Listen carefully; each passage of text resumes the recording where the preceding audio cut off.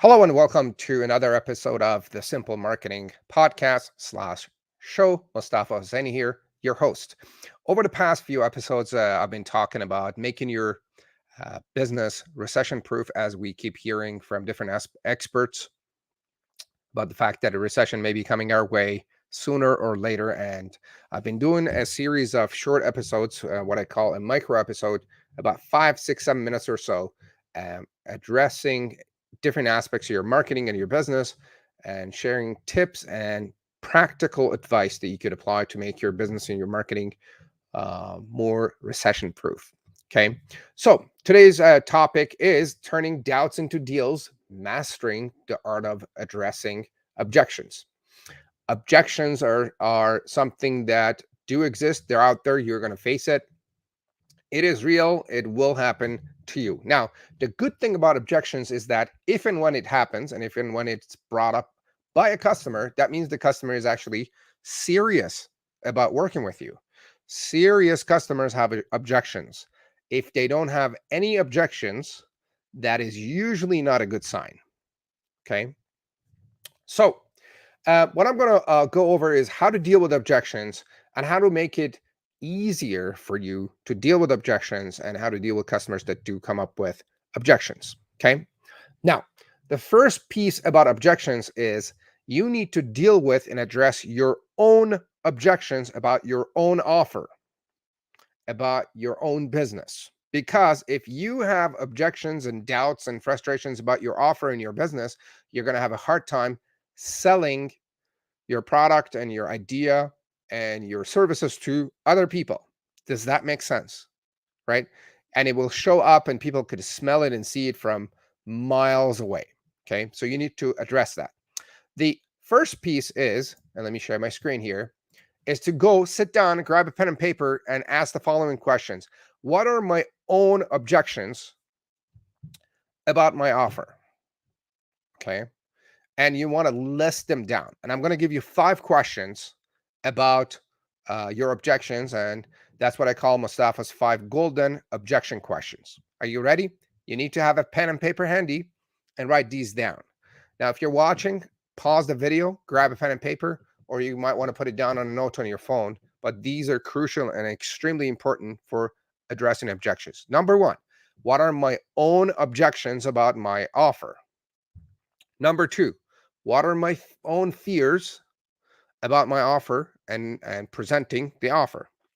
Number 3, what are my frustrations about my offer and presenting it to other people? Number 4, what are my doubts, my own doubts about my own offer that I have? Number 5, what are my confusions about my offer? Okay, put these questions down. Think about your offer, whether your offer is online or offline or in person or a mixture of. You need to address these questions. Answer those questions and try to address it and put a fix in there for your own objections about your own offer. Once you address them and you fix them, you're going to be a lot more confident and happier about presenting your offer and persuading others to work with you and the rest of it. Okay. So that's part one. Once you're done putting that down, you need to identify what are the top 2 or 3 that you must deal with to basically move forward. Once you deal with those, and it may be very simple questions that you could actually even call someone and run the, ask them questions. What do you think? I think I'm stuck here. Here's my fear about this and that. And basically put a fix in there. If you have questions, you can actually message me on whatever social media platform that you're watching, and I'll be happy to help you with that. So that's the first part about objections, your own objections. Then you need to address your objections about your customers. Okay. So you need to put yourself in your customer's shoes and say, hey, if I am a customer, what would be, if I'm a customer and I'm a prospect and I see this offer, what would be my objections for this offer? What would be the customer's objections? Write it down. Again, the same 5 questions apply to the customers. And you want to write this down. What would be their fears about my offer? What will be their frustrations about my offer? Is it too crowded? Is it too complicated? Is it too hard to understand? Right? What would be my customers' doubts about my offer? Is it a new offer? Can this guy actually do this? Right? What doubts do they have about me and my offer? And then what are their confusions about my offer? What's confusing? Is the language too complicated? Is it hard to understand? List those down and then address them. And again, you want to identify the top 2 or 3 objections that the customer may have. Okay. Another thing that you could do actually is reach out to a potential customer and say, hey, I would love your advice about my offer and what I'm working on. Show them the offer and ask them these questions. What are your objections? What are your fears? What are you frustrated about? What are your doubts? What is confusing? And get that feedback and apply it and make the fixes there. That way, the process becomes a lot easier. Now, here's the third part, and this is kind of an advanced technique, sales and marketing technique. Once you know all these ideas, all the objections, you need to address the objections in your sales and marketing funnel before the customer raises it.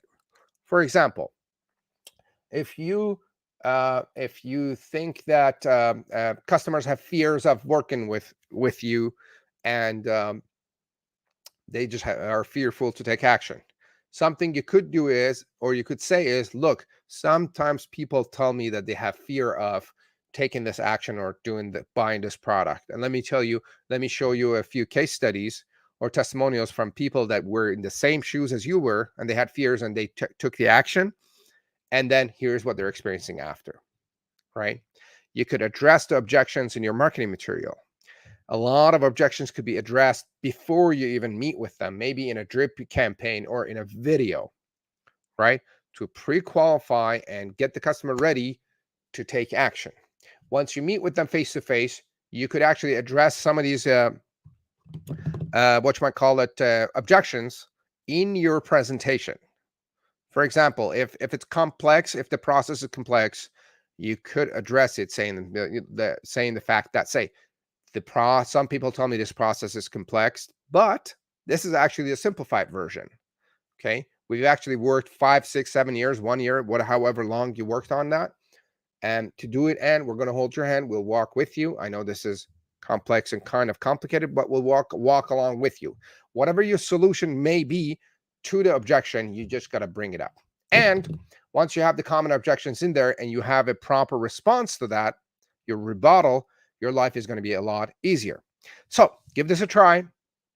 Your objections are important, and they make your offer more attractive and a lot more recession proof. And we'll go from there. Would love to hear your feedback about this episode, whether you tried it or not, if it helped you or not. If you have any questions, put them in a comment below and we will take it from there. Have a fantastic day. Thank you for listening to the Simple Marketing Show. My name is Mustafa Hosseini, and we'll see you on our next episode. Bye now.